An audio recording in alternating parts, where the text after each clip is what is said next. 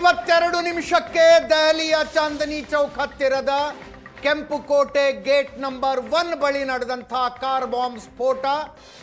UAPA ಅಡಿಯಲ್ಲಿ ಪ್ರಕರಣ ದಾಖಲಾಗಿದೆ. ಯುಎಪಿಎ ಅಡಿಯಲ್ಲಿ ಪ್ರಕರಣವನ್ನ ಎನ್ಐಎ ದಾಖಲಿಸಿಕೊಂಡು ತನಿಖೆಯನ್ನ ಮುಂದುವರೆಸಿದೆ.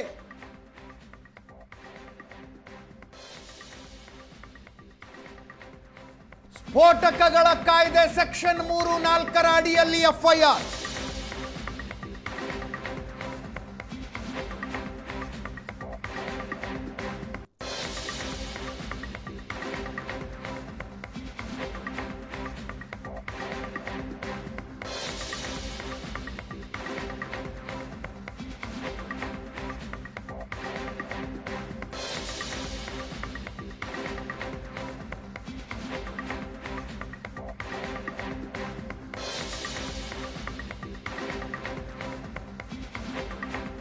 ಇದೊಂದು ಭಯೋತ್ಪಾದಕ ಕೃತ್ಯ ಅಂತ ಪರಿಗಣಿಸಿ ತನಿಖೆಯನ್ನ ಆರಂಭಿಸಲಾಗಿದೆ.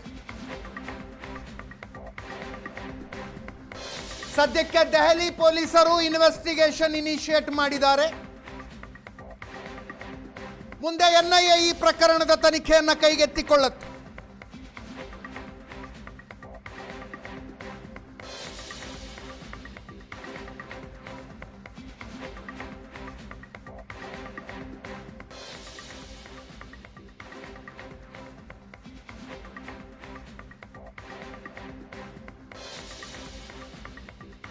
ಹರಿಯಾಣದ ಫರೀದಾಬಾದ್ನಲ್ಲಿ ಜಮ್ಮು ಕಾಶ್ಮೀರ ಪೊಲೀಸರು ಎನ್ಐಎ ಜೊತೆಗೆ ಸೇರಿ ಬರ್ಸ್ಟ್ ಮಾಡಿದ ಟೆರರ್ ಮಾಡ್ಯೂಲ್ ಭಯೋತ್ಪಾದಕರ ತಂಡವೇ ಈ ಸ್ಫೋಟದ ಹಿಂದೆಯೂ ಇರುವುದು ಮೇಲ್ನೋಟಕ್ಕೆ ಸಾಬೀತಾಗಿದೆ. ಕಾಶ್ಮೀರ ಮೂಲದ ಭಯೋತ್ಪಾದಕರ ಮನೆಗಳ ಮೇಲೆ ದಾಳಿ ನಡೆಸಿ ಭಾರೀ ಪ್ರಮಾಣದ ಸ್ಫೋಟಕವನ್ನು ವಶಪಡಿಸಿಕೊಳ್ಳಲಾಗಿತ್ತು. ಅದೇ ತಂಡದ ಸದಸ್ಯರು ಈ ಕೃತ್ಯ ಮಾಡಿರೋದು ಮೇಲ್ನೋಟಕ್ಕೆ ಸ್ಪಷ್ಟ ಆಗ್ತಾ ಇದೆ. ಪ್ರಧಾನಮಂತ್ರಿಗಳು, ರಕ್ಷಣಾ ಸಚಿವರು ಸ್ಪಷ್ಟ ಎಚ್ಚರಿಕೆಯನ್ನು ಕೊಟ್ಟಿದ್ದಾರೆ. ಇದಕ್ಕೆ ಕಾರಣಕರ್ತರಾದ ಒಬ್ಬರನ್ನೂ ಬಿಡುವುದಿಲ್ಲ ಅಂತ. ಇದಕ್ಕೆ ಕಾರಣಕರ್ತರಾದ ಒಬ್ಬರನ್ನೂ ಬಿಡುವುದಿಲ್ಲ ಅನ್ನುವ ನೇರ ಎಚ್ಚರಿಕೆ. ಪ್ರಧಾನಿ ನರೇಂದ್ರ ಮೋದಿ ಭೂತಾನ್ ಪ್ರವಾಸದಲ್ಲಿದ್ದಾರೆ. ಅಲ್ಲಿ ಮಾತನಾಡ್ತಾ ಹೇಳಿದ್ರು ನಮ್ಮ ತನಿಖಾ ಏಜೆನ್ಸಿಗಳು ಈ ಷಡ್ಯಂತ್ರದ ಮೂಲದವರೆಗೂ ಹೋಗುತ್ತೆ.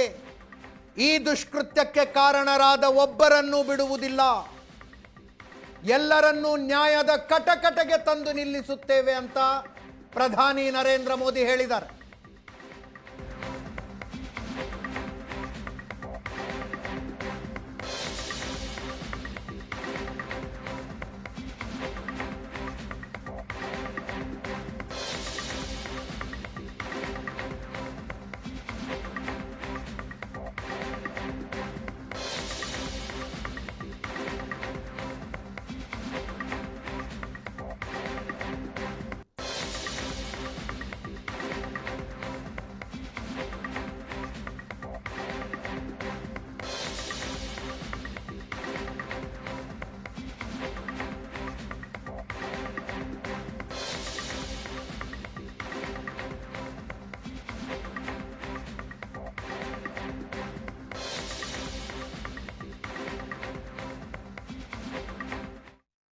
आज मैं यहाँ बहुत भारी मन से आया हूँ।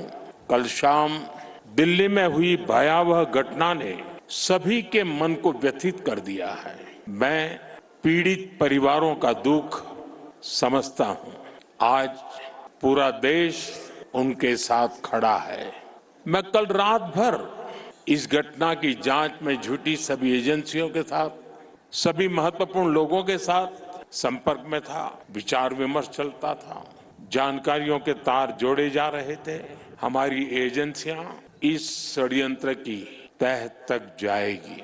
इसके पीछे के षड्यंत्रकारियों को बख्शा नहीं जाएगा। All those responsible will be brought to justice. लेकिन आज मैं यहाँ बहुत भारी मन से आया हूँ। कल शाम दिल्ली में हुई भयावह घटना ने सभी के मन को व्यथित कर दिया है। मैं पीड़ित परिवारों का दुख समझता हूं।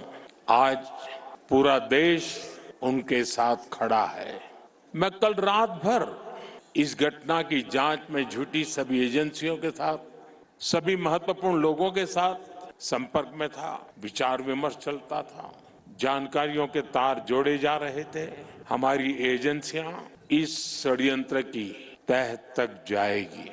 इसके पीछे के षड्यंत्रकारियों को बख्शा नहीं जाएगा। All those responsible will be brought to justice.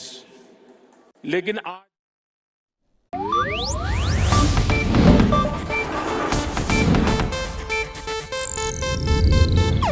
ಇದು ಏಷ್ಯಾನೆಟ್ ನ್ಯೂಸ್ ನೆಟ್ವರ್ಕ್ ಪ್ರಸ್ತುತಿ.